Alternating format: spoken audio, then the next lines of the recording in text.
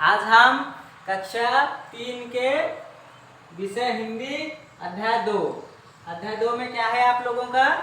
बर्तनों के बच्चे। तो आज हम बर्तनों के बच्चे विषय वस्तु का पाठ करेंगे। पहले आप लोग ध्यान पूर्वक सुनिए, मैं जैसे उच्चारण करता हूँ, फिर मेरे साथ आप भी किताब खोल के बैठ जाइए और जो मैं पढ़ रहा हूँ, किस अक्षर को मैं किस तरह से उच्चारण कर रहा हूँ वो ध्यान पूर्वक सुनिएगा। और साथ ही मैं मेरे पढ़ाने के बाद आप लोग एक बार अच्छे से किताब को दोहराना, ठीक है? सस्वर वाचन करना। ओके, तो हम आगे बढ़ते हैं। आप लोग सब अपने किताब को देखिए। बर्तनों के बच्चे। प्रस्तुत पाठ में यह बताया गया है कि हमें अपने जीवन में सदैव ईमानदारी से कार्य करना चाहिए। तो ये एक सलाह दी गई है एक कहानी के माध्यम से, जिससे कहानी का जो हमारा जो भाव है वो हमें यही शिक्षा देता है कि हमें सदैव जीवन में ईमानदारी से कार्य करना चाहिए। जो भी कार्य करेंगे ईमानदारी से, कोई भी बेईमानी नहीं करेंगे। तो हम शुरू करते हैं। एक समय की बात है, माधवपुर गांव में एक सेठ रहता था। सेठ पता है आप लोग कौन है? जो बहुत बड़े आदमी होते हैं, धनवान होते हैं और सभी बहुत बड़े बड़े व्यापारिक कार्यों में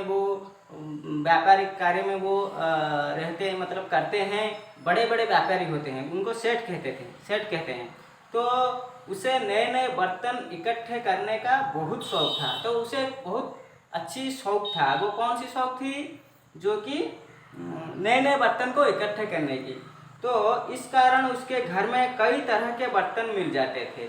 उसके पास इतने सारे बर्तन होने के कारण लोग शादी ब्याह के मौके पर उससे बर्तन उधार ले जाते थे।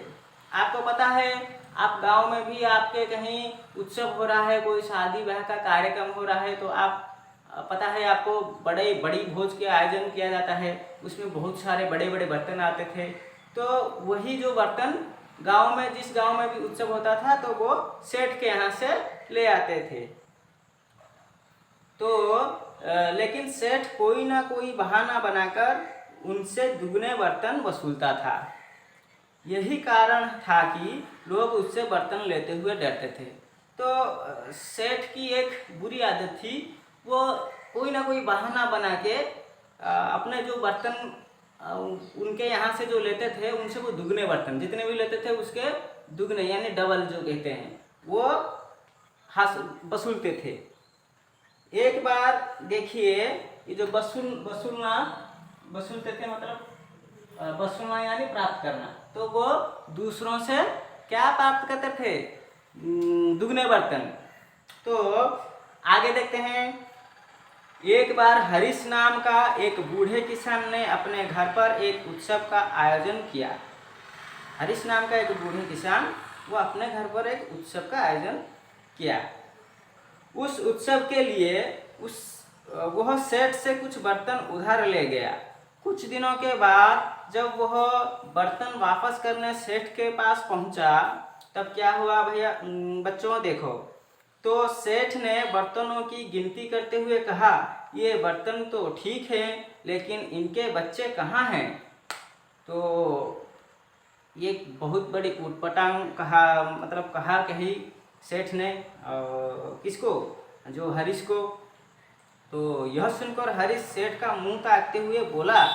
वो सेठ का मुंह को आश्चर्यपूर्वक देखता रह गया, सेठ के मुंह को, और बोला, सेठ जी, भला बर्तनों के कहीं बच्चे होते हैं? यह सुनकर सेठ गुस्से से बोला, मैंने जब तुम्हें बर्तन दिए थे, जब इनके पेट में बच्चे थे, उन सबका जन्म तुम्हारे घर में ही हुआ होगा। जाओ उन बच्चों को लेकर आओ, नहीं तो मैं तुम्हारी सारी जमीन जब्त कर लूँगा।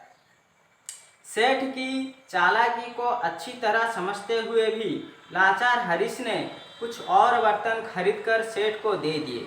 सेठ और बर्तन पाकर अपनी चालाकी पर बहुत खुश हुआ। इसी तरह कुछ दिन बीत गए। फिर क्या हुआ? एक बार मोहन नाम का एक लड़का सेठ के पास आया। उसने सेठ से कहा कि उसके घर पर एक बहुत बड़े उत्सव का आयोजन किया जा रहा है। उसने सेठ से उसके सारे बर्तन उधार मांगे। सेठ ने उसे खुशी खुशी सारे बर्तन दे दिए, क्योंकि उसे पूरी उम्मीद थी कि वह मोहन से बाद में दुगने बर्तन ऐंठ लेगा। ऐंठ लेगा यानी देखिए यहाँ पर ऐंठना यानी ठगना, छल से लेना। मतलब जब मोहन सारे बर्तन ले जाएगा तो उससे भी वो छल करके ऐंठ करके सारा दुगने मतलब दुगने बर्तन वसूल लेगा। तो यही बात सेठ ने मन ही मन सोचा।